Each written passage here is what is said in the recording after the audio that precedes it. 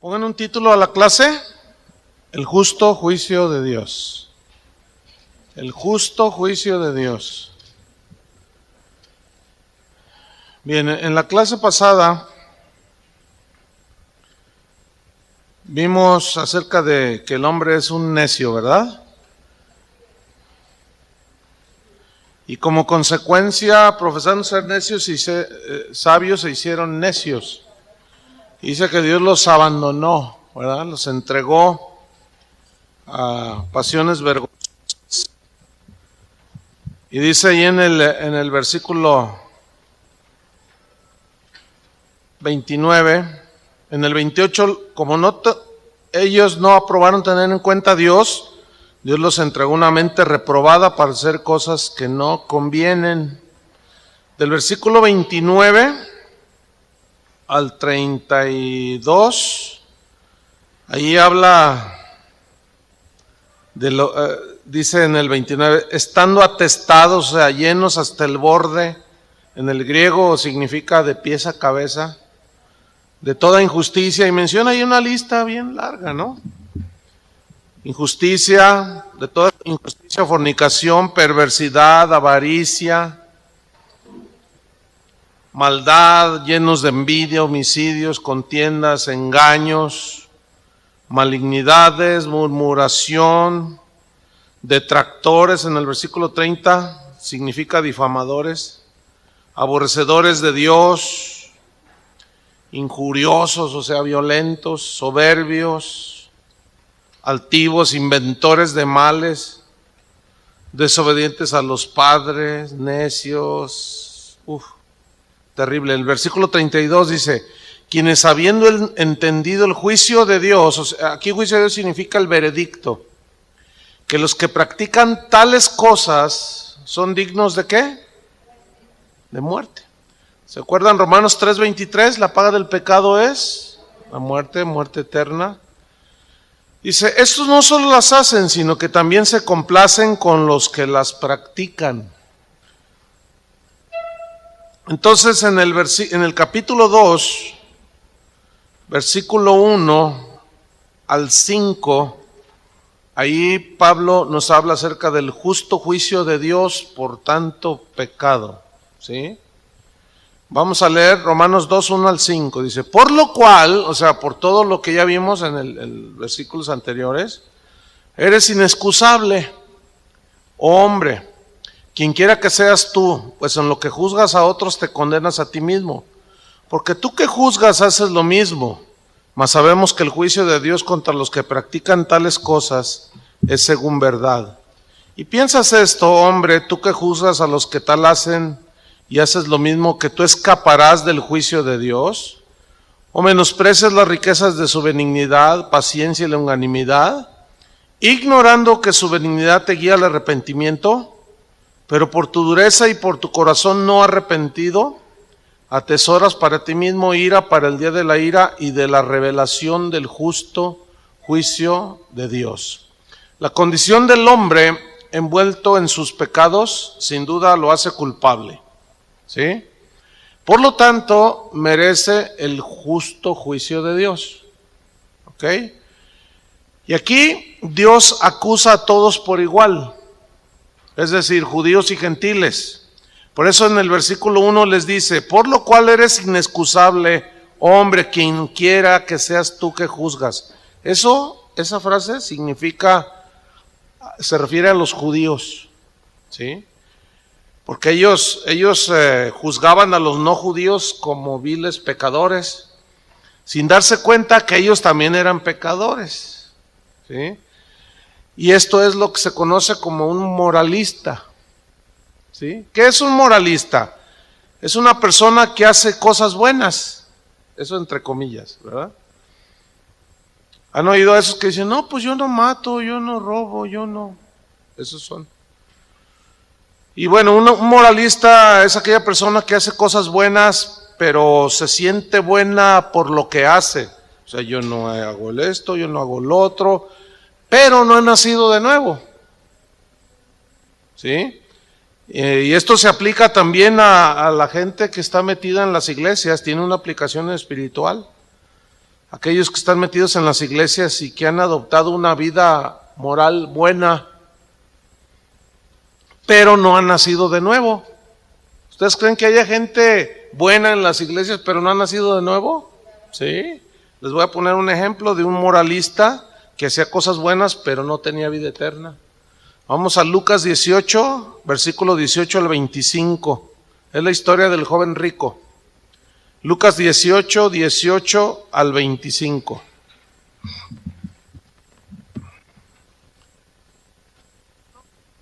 Ay, estos micrófonos.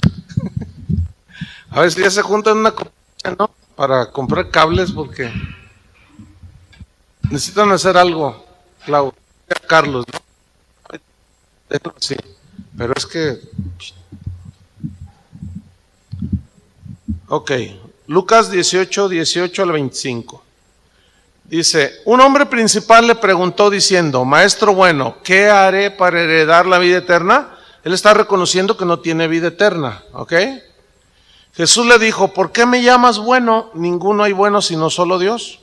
Los mandamientos sabes, no adulterarás, no matarás, no hurtarás, no dirás falso testimonio, honra a tu padre y a tu madre. Él dijo, todo esto lo he guardado desde mi juventud. Fíjate qué grueso, ¿eh? Jesús oyendo esto le dijo, aún te falta una cosa. O sea, Jesús no negó que sin duda él había guardado estos mandamientos. Pero fíjense lo que le dijo Jesús, una cosa te falta. Vende todo lo que tienes y dalo a los pobres, tendrás tesoro en el cielo, y ven y sígueme. Entonces él oyendo esto, se puso muy triste porque era muy rico. ¿Qué sucedió allí? Aquel muchacho que no adulteraba, no mataba, no robaba, ni decía falso testimonio, que honraba a su padre y a su madre, sí, pero era muy avaro. Y el que infringe un solo mandamiento de la ley, ya los violó todos, ¿cierto? Entonces aquí vemos a un moralista, y como por las obras de la ley, por hacer cosas buenas, nadie se salva, pero ahí está un moralista, ¿sí? Entonces, el versículo 24, el 23 dice, entonces él oyendo esto se puso muy triste porque era muy rico. Al ver Jesús que se había entristecido mucho, dijo, cuán difícilmente entrarán en el reino de Dios los que tienen riquezas. Fíjense lo que dice, que cuán difícilmente, no dice que no entrarán, dice que difícil. ¿Por qué? Porque la gente confía más en el dinero. Pero algunos cristianos lo entienden como que el que es rico no se salva, y eso no está diciendo allí. Dice que es muy difícil por la avaricia, y que la suelten, pues es muy difícil. Versículo 25, porque es más fácil pasar un camello por el ojo de una aguja que entrar un rico en el reino de Dios. Séneca, un famoso filósofo romano, es un ejemplo de moralismo. Él era muy respetado, era consejero de estadistas, y él dijo, él era un hombre muy recto en lo que tenía que ver con el dinero, era un hombre íntegro, y él dijo así, el dinero no cambia a los hombres, simplemente los desenmascara. Tiene sabiduría, ¿no? Porque es verdad. Pero, por otro lado, Séneca consintió que Nerón asesinara a su madre. Entonces, y allí está un moralista, ¿sí? Que hace una cosa buena y luego hace otra mala por acá y creen que ya la hicieron. Entonces, un moralista menosprecia el sacrificio de Cristo. ¿Por qué? Porque cree que lo que hace es suficiente. ¿Ah? Por lo tanto, menosprecia el sacrificio de Cristo y sus pecados los minimiza, ¿no? No, pero yo no he hecho cosas grandes, yo no soy zeta. No, pero con una mentira que haya dicho, con eso. Esos son los moralistas. Fíjense que a veces esos son los más difíciles de evangelizar. Pues no, es que yo no he hecho nada malo, y soy bueno. Por eso en el versículo 1 dice, por lo cual eres inexcusable hombre, quien quiera que seas tú que juzgas, pues en lo que juzgas a otro te condenas a ti mismo. Estoy en Romanos 2:1. Porque tú que juzgas, haces lo mismo, ¿sí? Cristo, sin duda, rechazó a los moralistas. Mateo capítulo 7, versículo 1 al 5. Ahí está uno de los pasajes menos entendidos el día de hoy. Mateo 7, 1 al 5. ¿Por qué es de los menos entendidos? Porque los citan mal. Cuando alguien hace una autocrítica dentro de la misma iglesia, lo primero que sacan son esos versículos. No juzguéis para que no seáis juzgados. ¿Cierto? Pero vamos a ver a qué se refirió Cristo. Mateo 7, 1 al 5. No juzguéis para que no seáis juzgados. Ok, si nosotros nos quedamos ahí, pues eso dice, ¿no? No, aquí dice, no juzgues para que no seas juzgado. Tú no digas nada. Tú cállate la boca y no digas nada porque, si no, con el mismo juicio que juzgáis seréis juzgados. Y con la medida con que medís será medido. Versículo 3. ¿Y por qué miras la paja que está en el ojo de tu hermano y no echas de ver la viga que está en tu propio ojo? Aquí viga y paja simbolizan el pecado, ¿sí? Entonces, para el moralista, mira la paja en el ojo de su hermano, pero él no ve la viga que está en su propio ojo. Versículo 4. ¿O cómo dirás a tu hermano, déjame sacar la paja de tu ojo y aquí la viga en el ojo tuyo? Hipócrita, dice, saca primero la viga de tu propio ojo y entonces verás bien para sacar la paja del ojo de tu hermano. Quiero que noten que Jesús no está prohibiendo ni está rechazando, al contrario, está poniendo las cosas en orden para reprender lo que está malo, lo que está mal. Lo que Jesús está condenando aquí es que, por ejemplo, si tú eres mentiroso y ves que alguien echa una mentira, entonces tú vas así y le dices, no eches mentiras. Entonces tú lo estás juzgando y lo estás reprendiendo, pero estás haciendo lo mismo. ¿Ves cómo se juzga grandes, como si fuera una viga en el ojo del prójimo, pero una paja, y uno no se... Haciendo lo mismo, el Señor lo ve como una viga. No sé si me expliqué. Entonces, el moralista generalmente es así. O sea, como no hace según él pecados grandes, está reprendiendo a los demás, siempre está. ¿Sí? Pero si él hace lo mismo, entonces, por eso Jesús le dice hipócrita. Ahora, el hecho de que en el versículo 5 que dice, saca primero la viga de tu propio ojo y entonces verás bien para sacar la paja del ojo de tu hermano. Notan que el Señor no está impidiendo que se reprendan conductas erradas. Lo que está diciendo es que si alguien reprende a otro y esa misma reprensión, por lo que lo reprende, lo está haciendo el reprensor, es un hipócrita. ¿Sí lo entendieron? Versículo 2, capítulo 2, versículo 2. Procuren no hablar entre ustedes, para que no distraigan a los que están ahí en la misma mesa. Guarden silencio, nada más escriban. Romanos 2:2 dice, mas sabemos que el juicio de Dios contra los que practican tales cosas es según verdad, o sea, según la verdad de Dios, ¿sí? Porque los juicios de Dios contra el pecador son justos y verdaderos. O sea, Él no es como nosotros, como Él ve todo y sabe todo, su juicio va a ser justo y basado en la verdad. Por eso dice, justos y verdaderos. Hay una doctrina que es una herejía que se conoce como el universalismo. ¿En qué consiste esa doctrina?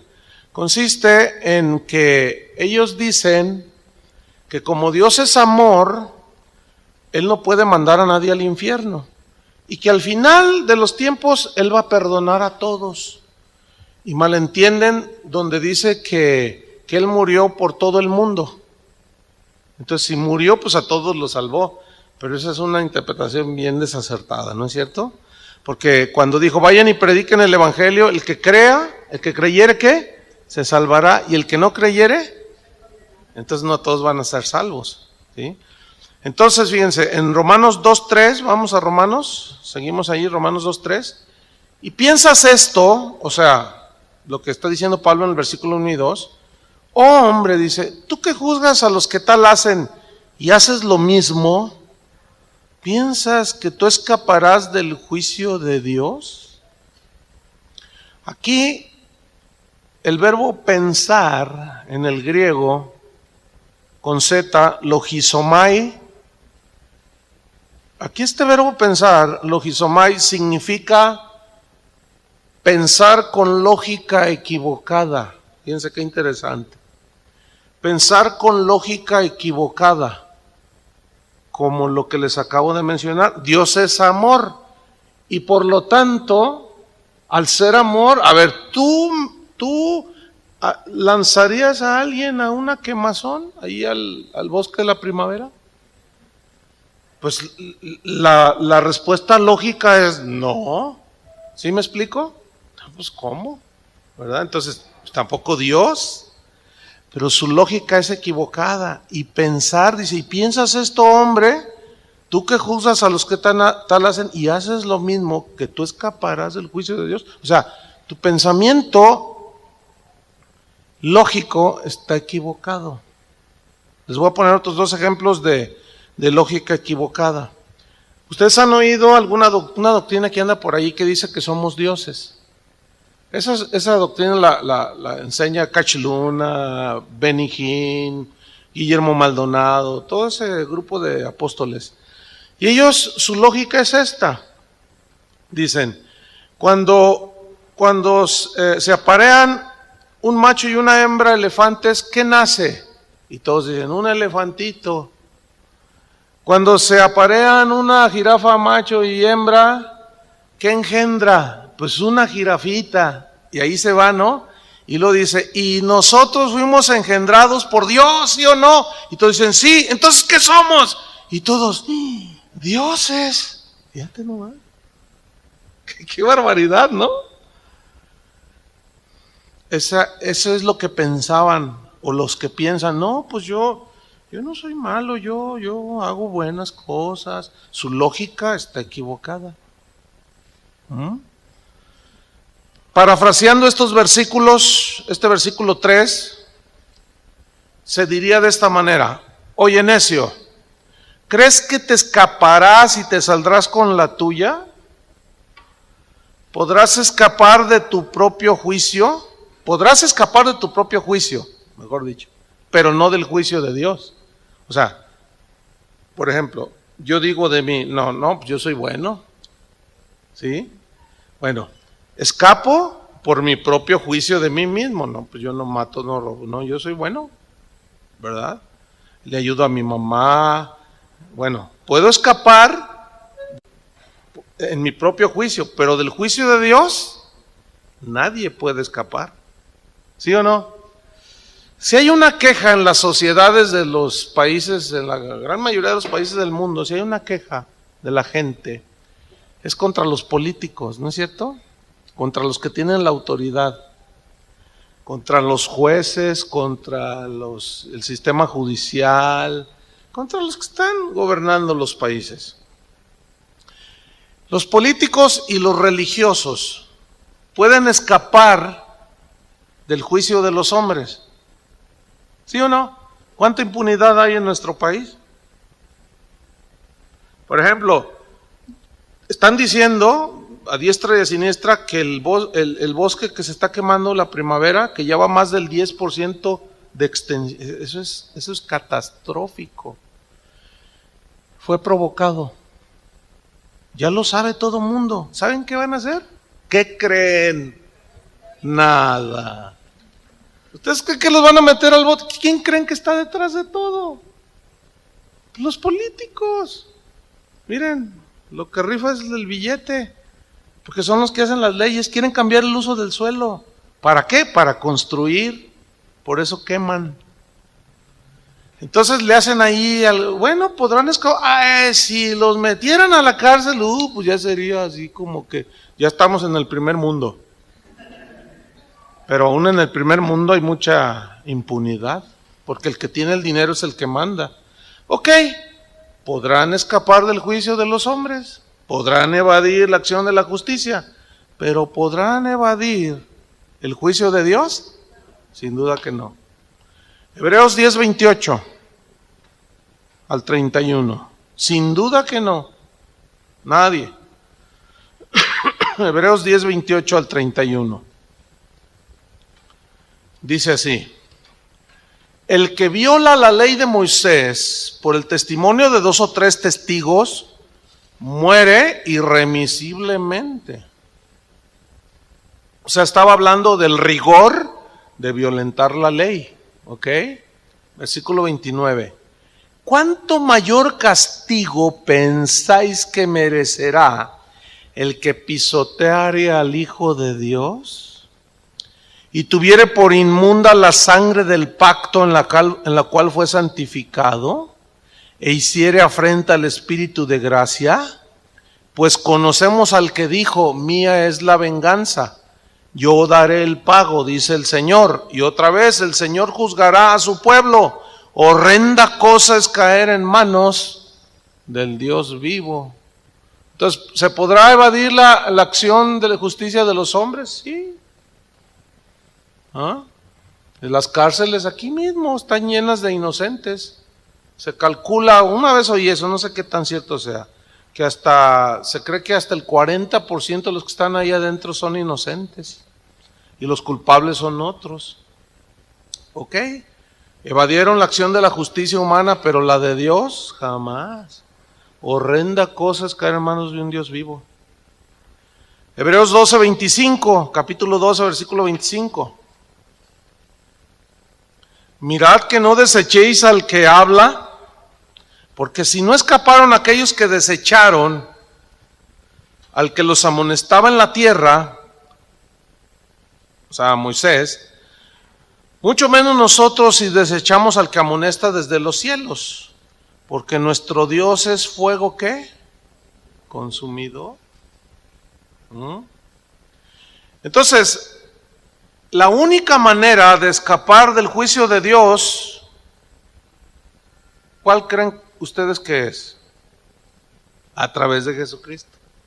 La única manera de escapar del justo juicio de Dios es creyendo en el sacrificio de Cristo, en su muerte en la cruz, que Él murió en nuestro lugar. Esa es la única manera de evadir el justo juicio de Dios.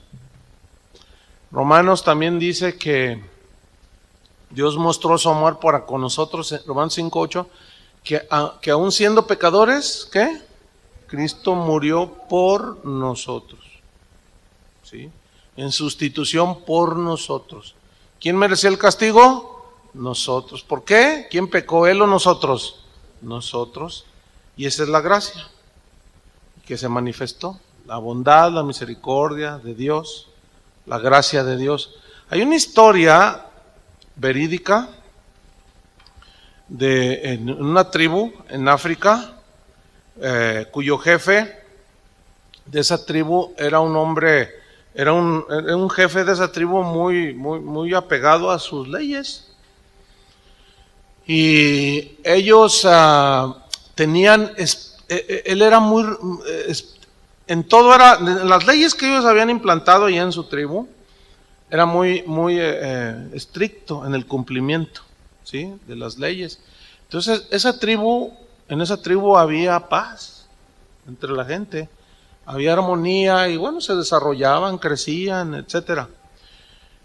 Pero uno de los pecados que más aborrecía ese rey era el robo. Entonces empezaron a darse robos entre la tribu. Entonces fueron y le dijeron al rey, rey o jefe, toro sentado,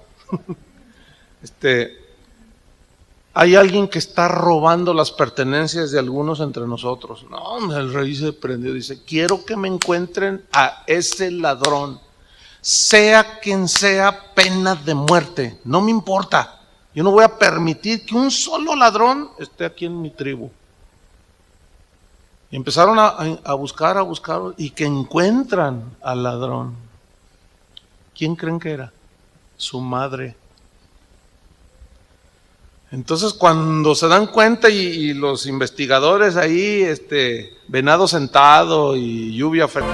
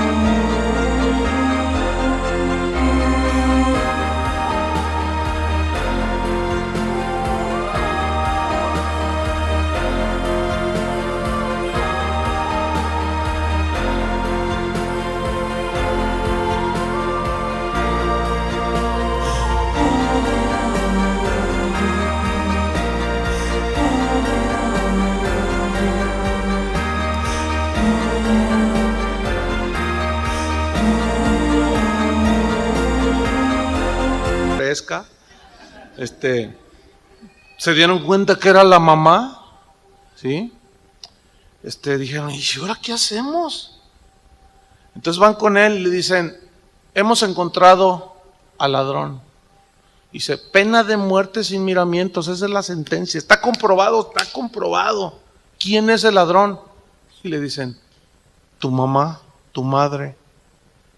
Dice la historia que se quedó así, se puso pálido y dijo,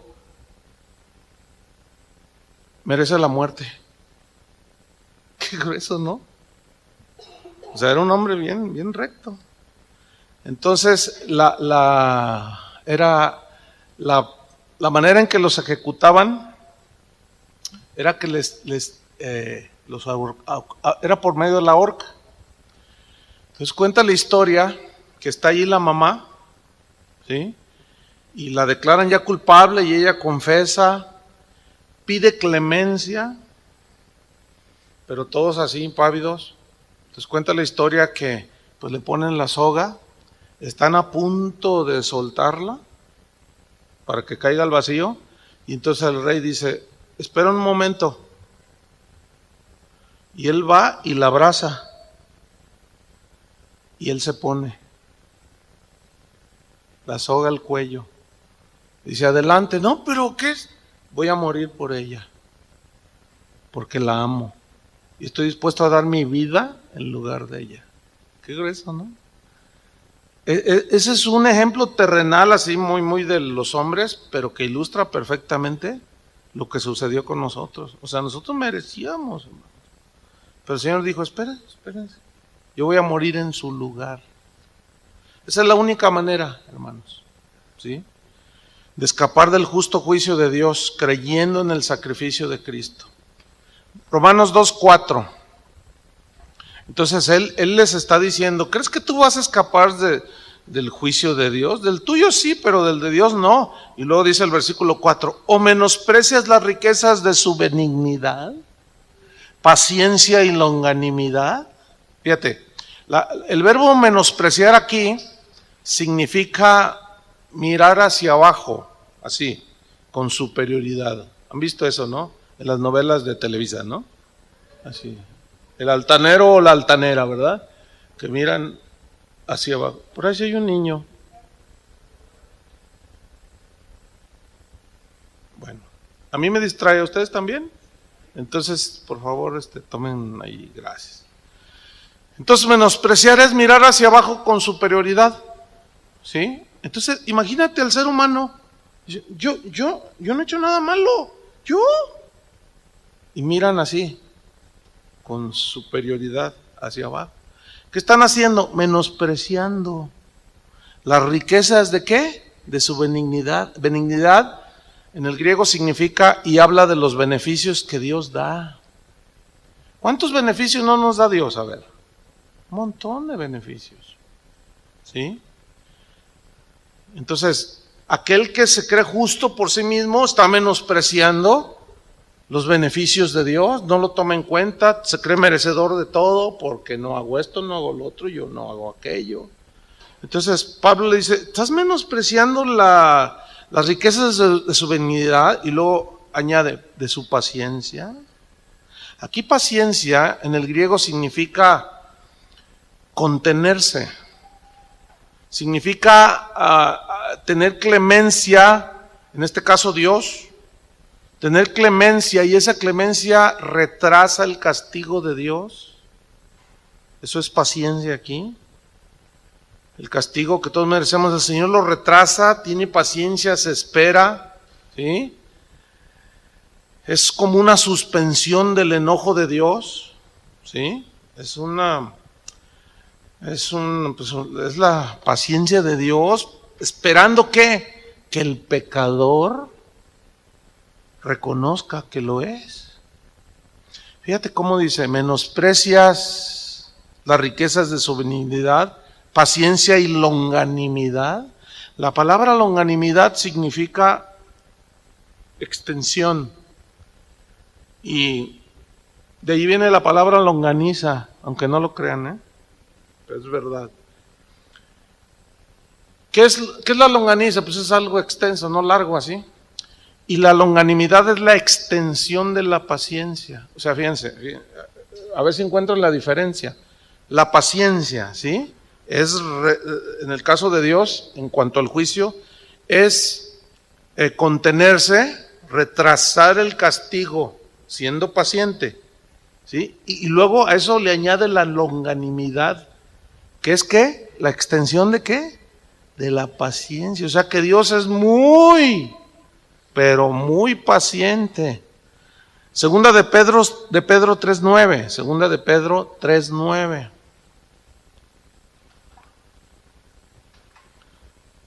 Dice, el Señor no retrasa su promesa, según algunos la tienen por tardanza, sino que es paciente para con nosotros, no queriendo que ninguno perezca.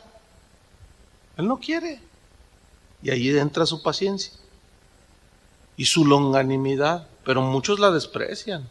¿Han oído esos que dicen, no, yo 5 minutos antes de que me esté muriendo, ahí que esté agonizando, me arrepiento? Sí, chuchis, ¿cómo no? Y si te cae un de los camioneros de Guadalajara, te pasa por encima, ¿a poco te va a dar tiempo? Pues no, puras tonterías decimos. Sino que es paciente para con nosotros, no queriendo que ninguno perezca, sino que todos procedan al arrepentimiento. Esa es la paciencia de Dios, ¿entienden? Y luego su longanimidad. ¿Se acuerdan de David, ya como hablando de un hijo de Dios? ¿Se acuerdan cuando pecó? Él tardó 1 año en arrepentirse. 1 año. Pero después en los Salmos él dice, no.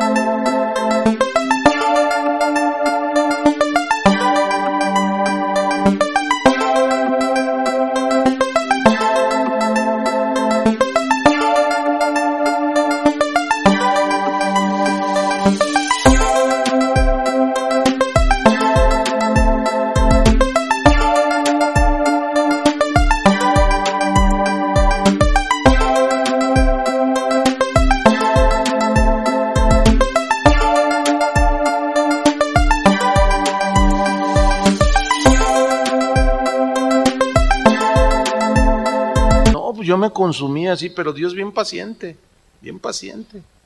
esperando que él reaccionara, y no reaccionaba, y fue cuando le mandó a Natán, el profeta, ¿se acuerdan? Entonces, Dios es el Dios de toda paciencia, dice la Biblia.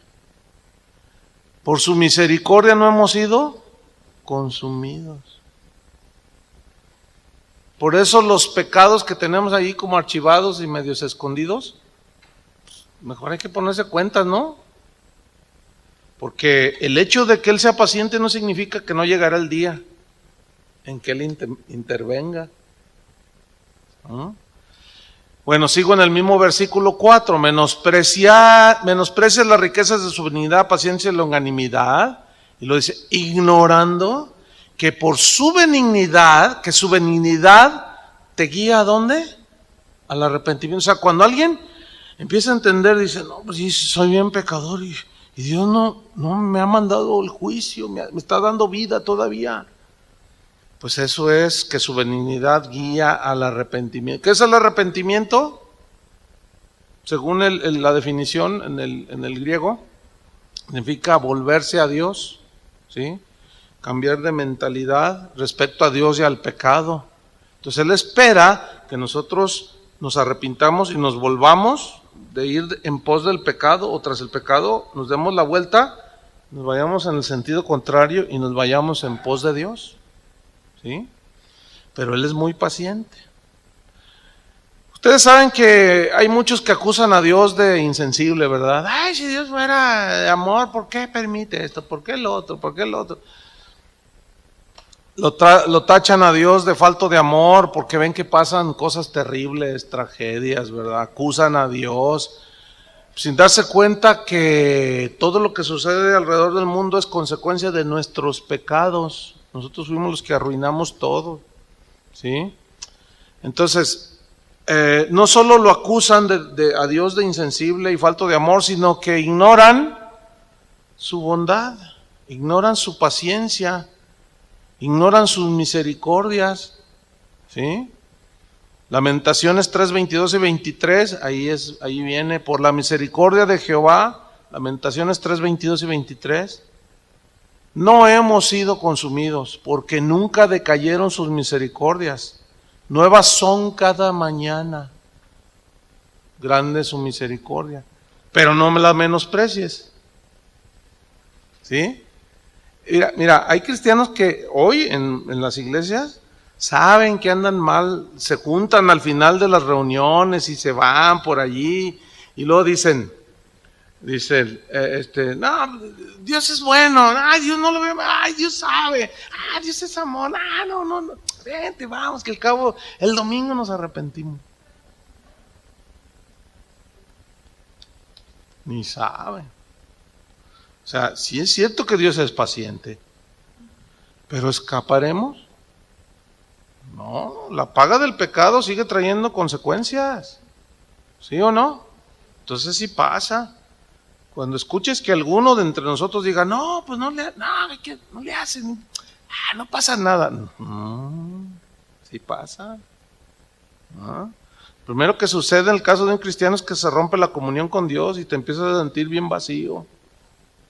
Y luego le añades un pecado y no confesado y luego otro, y luego se acumula el de la siguiente semana después de la reunión, se siguen yendo por allí y se sigue acumulando y al rato andan todos que ni saben, ¿sí? Y si son hijos de Dios viene ¿qué? La disciplina, porque el Señor al que ama y luego ¡pum! Viene algo, ¿verdad? Y luego normalmente nosotros decimos, ay Señor, ten misericordia. Pues déjenme decirles que también la disciplina es parte de la misericordia de Dios, porque nos hace volver en sí, como el hijo pródigo, ¿se acuerdan? Ahí se fue, hizo lo que quiso, que al cabo el domingo me perdona el Señor en la congregación. Y le fue mal. Y ya cuando estaba allí que tocó fondo, pues sí, la misericordia de Dios, la longanimidad, la paciencia y longanimidad se vieron ahí. Ya que tocó fondo, dijo, volviendo en sí, dijo, he pecado contra el cielo, contra mi Padre. Iré con mi Padre y le diré, Padre, he pecado contra el cielo y contra ti. Y su padre, cuando lo vio venir, ¿qué hizo?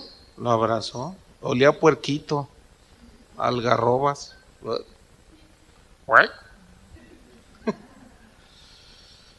Dios es paciente, pero no hay que menospreciar su paciencia. Dios es grande en longanimidad, por supuesto, pero no la menospreciemos, ¿sí? Y esa es una manera también de exhortar a aquellos que tú les compartes. No, para el próximo domingo me convierto. Porque luego así dice la gente. Yo tengo una tía que así decía: ahora sí este domingo que viene, ya me entrego a Dios. Ahora sí este domingo que viene, ahora sí. Y tía, yo le decía: pues ándale, que se muere un sábado. No, es en serio, es en serio. Se fue a una borrachera y sus hijos se la llevaron a una posada. Una hermana de mi mamá. Y me dijo: hijo, mañana voy a la iglesia, pero hoy es mi última borrachera. Pues sí, fue la última. Porque se pusieron hasta las chanclas. Habían de ver sus hijos la condenación que tienen por 25 años, porque esto hace 25 años.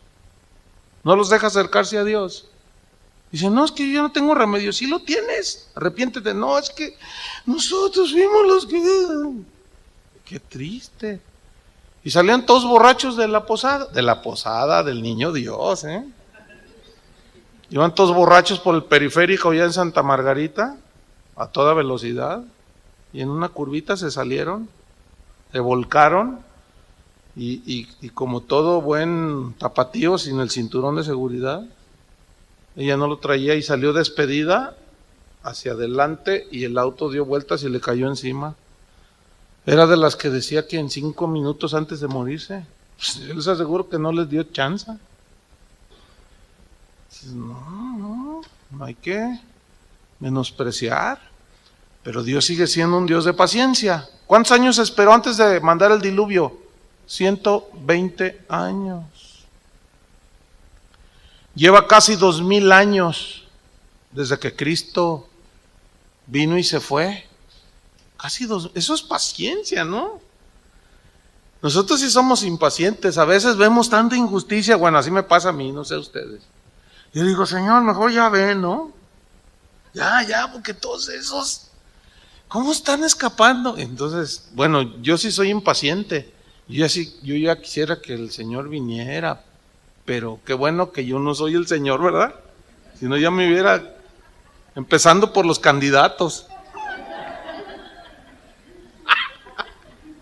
Estaba cuello luego. Pero gracias que el Señor es paciente, ¿no?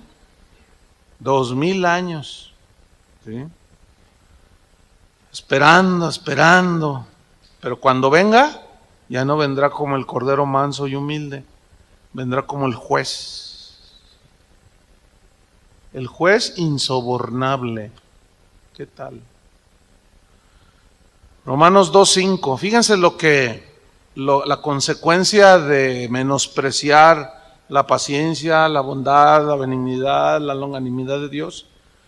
Romanos 2:5. Pero tú, dice, pero por tu dureza y por tu corazón no arrepentido, atesoras para ti mismo ira para el día de la ira y de la revelación del justo juicio de Dios. Ay, Dios. Fíjate, por tu dureza y por tu corazón no arrepentido. Fíjense aquí, la palabra dureza viene de un término bien interesante. Es el griego sclerotes, de donde se deriva la palabra esclerosis. ¿Sí? La esclerosis es el endurecimiento de algún órgano, de algún tejido. De ahí se deriva la palabra arterioesclerosis. ¿Sí saben lo que es la arterioesclerosis? Es el endurecimiento de las venas por donde corre la sangre. ¿Sí? Pues la grasa y se empiezan a hacer duras y de repente ya no dejan fluir la sangre y es cuando vienen los infartos. Esa es la arterioesclerosis. Y fíjate qué tremendo, utiliza esta palabra. Pero por tu dureza y por tu corazón no arrepentido, o sea, tus venas están tan endurecidas, tu corazón, que impide el paso de la sangre de Cristo. por alegorizar un poquito, para que se entienda. ¿Sí? O sea, ya estás tan duro, una persona está tan dura que no. Ya, entonces, ¿qué? Viene la muerte fulminante. ¿Así? Tu corazón, tu dureza y corazón no arrepentido impide, esta dureza de corazón impide que la sangre de Cristo, al dejar de circular, o sea, que te llene, pues te limpie de todos tus pecados, ¿verdad? Versículo 5, sigo allí, pero por tu dureza y por tu corazón no arrepentido, fíjate lo que dice, atesoras para ti mismo ira para el día de la ira. Atesorar significa acumular. Entonces imagínate, ¿sí? Acumula, la gente va acumulando. Pero lo terrible es que dice, acumulas para ti mismo, no para otros, sino para ti mismo, ira para el día de la ira y del justo juicio de Dios, ¿sí? Entonces, nadie que rechace el sacrificio de Jesús escapará del justo juicio de Dios. La promesa de Dios, hermanos, sigue vigente. Desde el Antiguo Testamento estaba la promesa de salvación por fe. Aunque estaba escondida, pero ahí estaba. ¿Sí? En Ezequiel 36:25, Ezequiel 36:25 al 27, ahí está como una lucecita que dejaba ver Dios por medio de los profetas, en este caso Ezequiel, acerca de esta promesa de salvación por gracia, por fe.